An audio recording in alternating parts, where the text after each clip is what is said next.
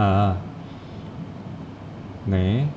오늘은 이어서 다양한 화면 이동 방법에 대해서 구현을 조금 더 해보도록 하겠습니다. 먼저 내비게이션과 루트를 한번 같이 보도록 하겠습니다.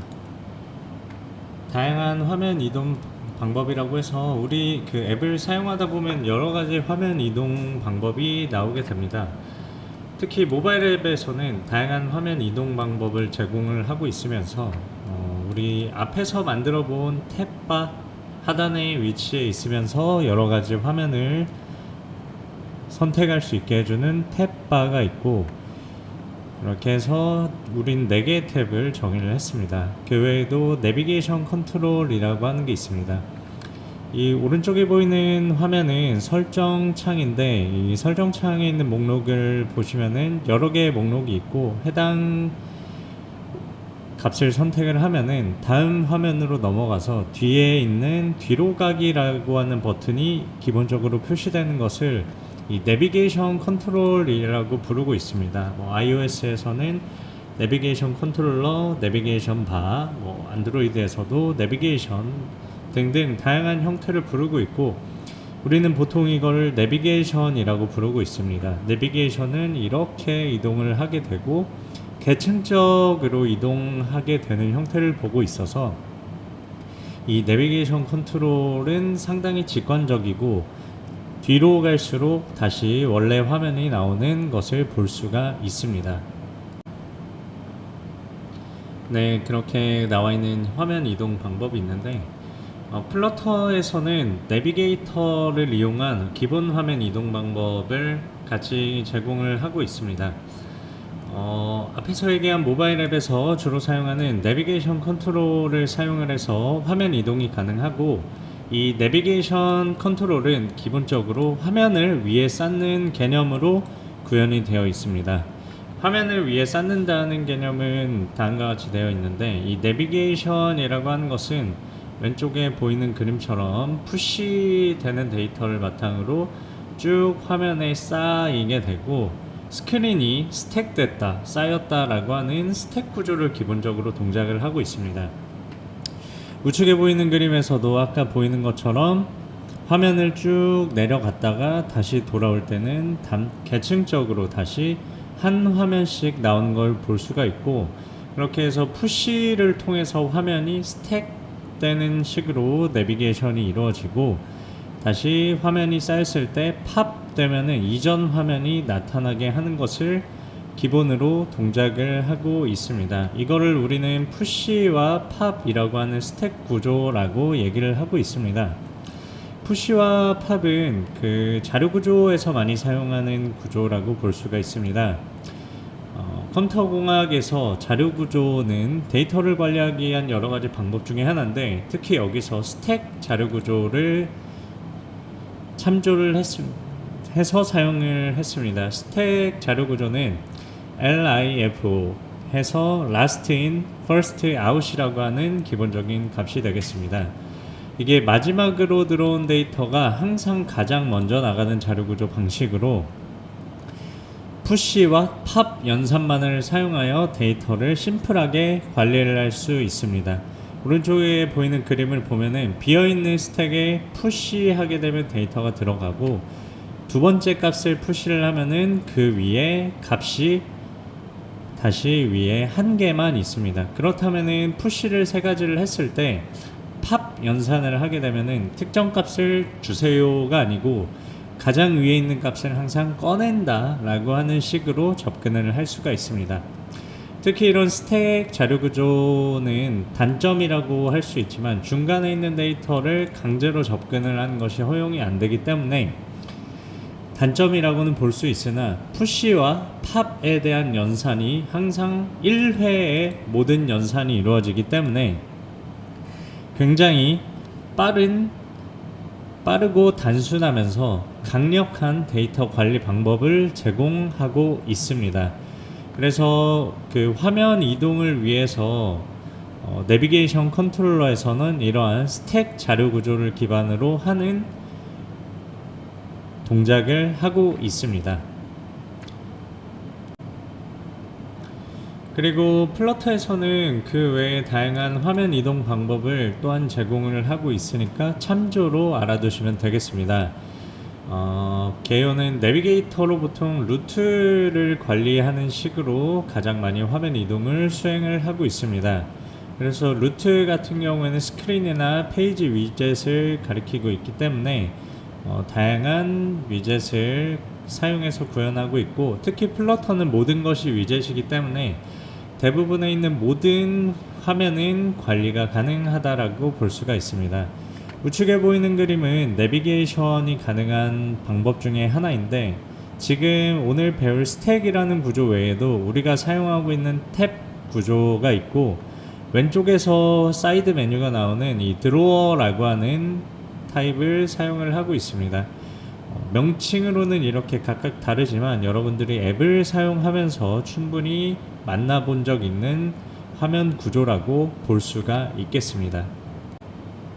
그러면은 우리가 이제 프로필 화면에서 상세하게 보는 방식을 구현을 하면서 스택 자료 구조를 사용하는 내비게이션 컨트롤러를 같이 구현해 보도록 하겠습니다. 그래서 상세하게 보는 화면을 추가를 하고 프로필 화면에서 이동하는 것을 기본으로 할 건데, 이거는 자세한 게시글 정보를 보는 화면을 추가하는 것으로 구현을 하겠습니다. 그래서 새로 추가할 화면은 포스트 카드 디테일 스크린이라고 하는 화면을 추가를 할 겁니다.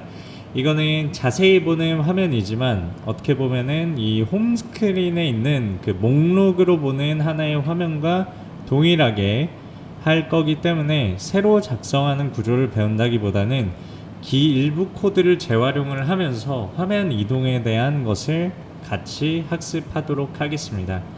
그리고 제스처 컨트롤을 추가로 구현을 할 건데, 이 제스처 컨트롤 같은 경우에는 실제로 터치 혹은 탭 같은 여러 가지 동작을 할 수 있게 만들어준 컨트롤이라고 볼 수가 있겠습니다.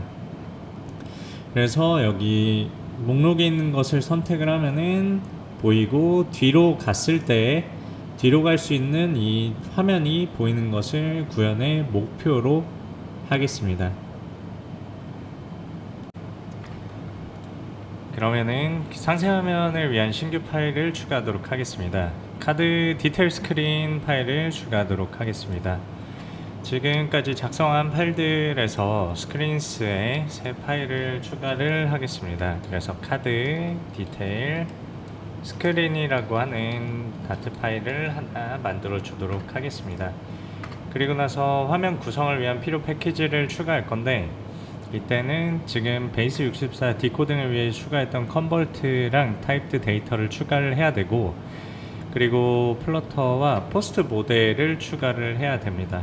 그 다음에 포스트 객체 모델을 위한 내부 변수를 추가를 하고 스테이트풀 위젯으로 작성을 해주면 되겠습니다. 그래서 같이 작성을 해보면은 볼트 다트에 컨버트로 해주시고, 볼트 다트의 타입 데이터 이렇게 만들어 놓은 다음에 마테리얼 추가하고, 그 다음에 모델에 대한 데이터를 추가하도록 하겠습니다. 포스트 카드 디테일을 만들어 주시는데, 그래서 스테이트풀 위젯으로 해서 만들어 주시면 되겠습니다. 그래서 전달받은 객체와 디테일 생성자 그리고 상태 함수를 클래스를 만들도록 하겠습니다. 이렇게 한 다음에 화면 변화를 관리한 상태 클래스를 만들 건데, 이 하이브 DB에 저장된 이미지 데이터를 사용을 해야 됩니다. 그래서 포스트 이미지 바이트 변수를 통해서 여기에 저장되어 있는 값을 이미지로 변경을 해줄 겁니다. 그리고 상태 초기 함수에서는 저장된 이미지 바이트를 데이터로 변화하는 코드도 추가를 하겠습니다.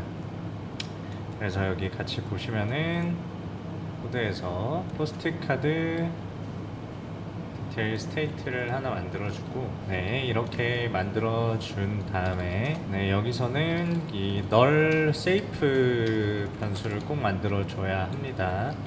그리고 오탈자에 주의해 주시고, 오버라이드를 해서 void init state에서는 이렇게 해줘야 되는데 자동 완성이 조금 되고 있지만 위젯에 그 데이터가 실제로 들어오는지를 검사를 해줘야 됩니다. 그래서 포스트 이미지 데이터가 나오게 되면은 포스트 이미지 베이스 64에 대한 게 널이 아니면은 실제로 이 데이터를 불러와서 만들어줘야 되고, 여기 베이스 64는 다음과 같이 처리를 해주도록 하겠습니다. 그래서 그게 아니면은 포스트 이미지 데이 바이트는 널 해서 널로 처리를 해주도록 하겠습니다.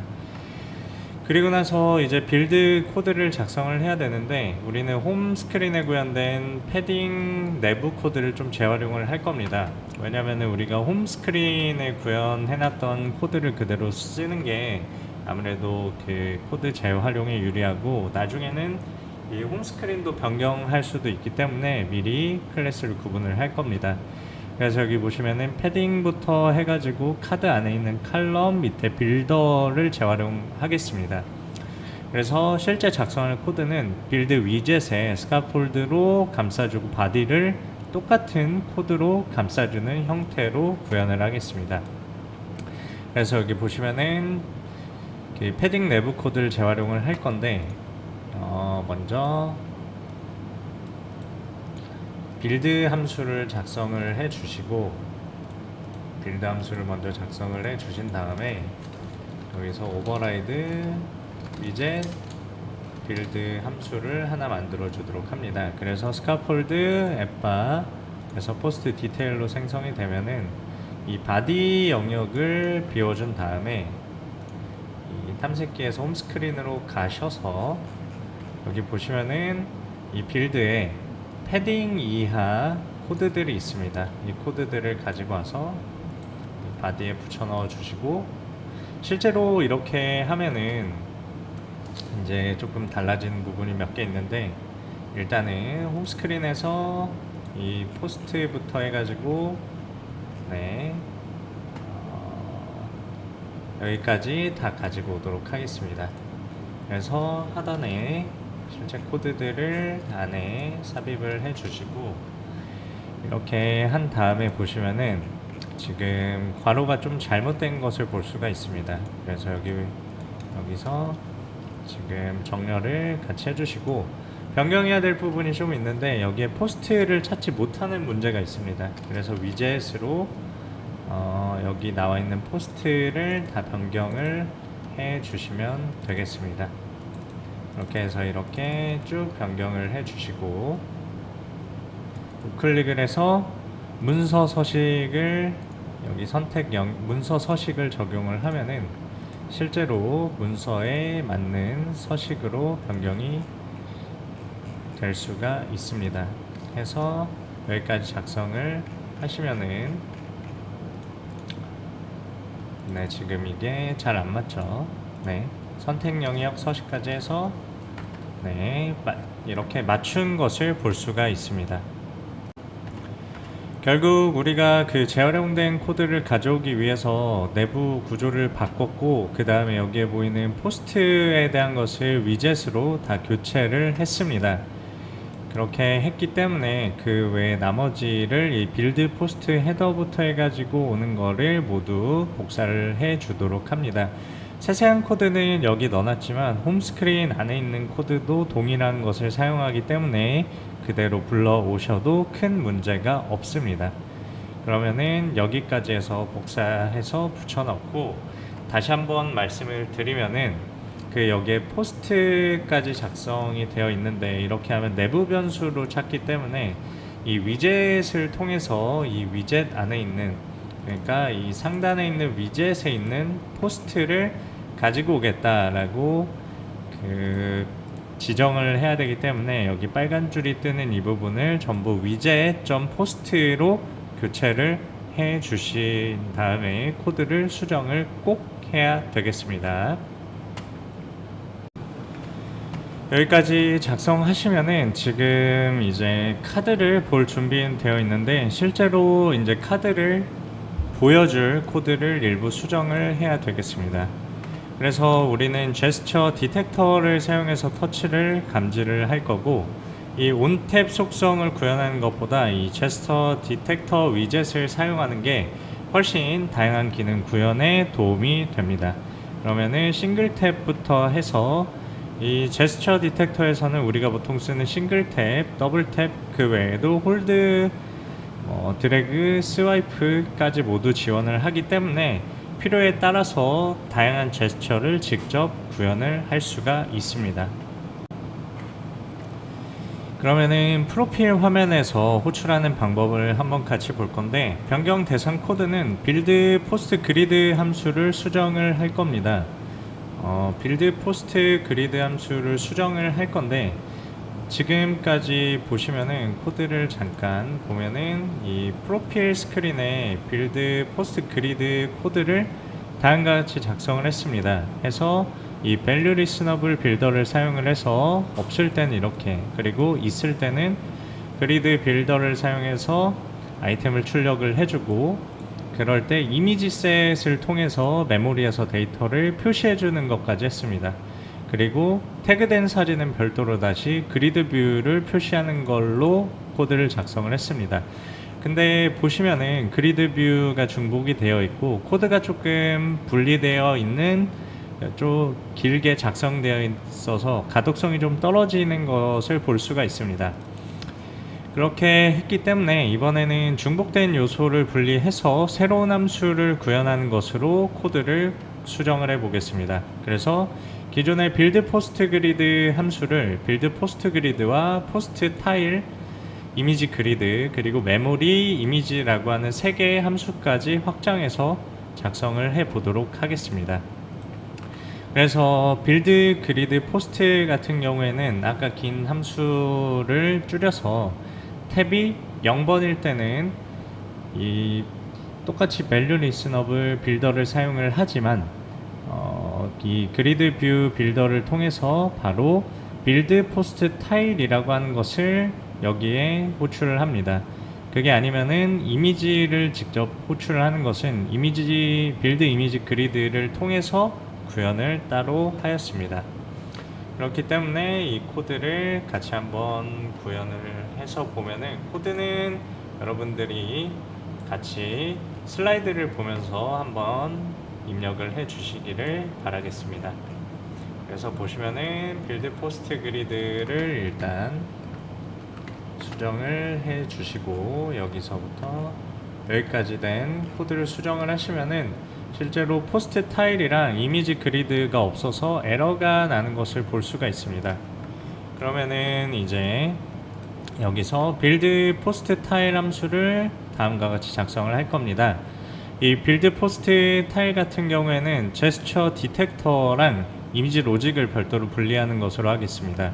이 제스처 디텍터를 통해서 온 탭에 다양한 이 내비게이터 푸시를 구현을 하는데, 탭을 누르게 되면은 온 탭을 하는 제스처 디텍터에서 온 탭을 하면은 내비게이터를 사용해서 푸시 액션을 사용을 하게 되고, 마테리얼 루트를 사용을 해서 이 포스트 카드 디테일 화면을 푸시를 해 주도록 하는 코드가 되겠습니다.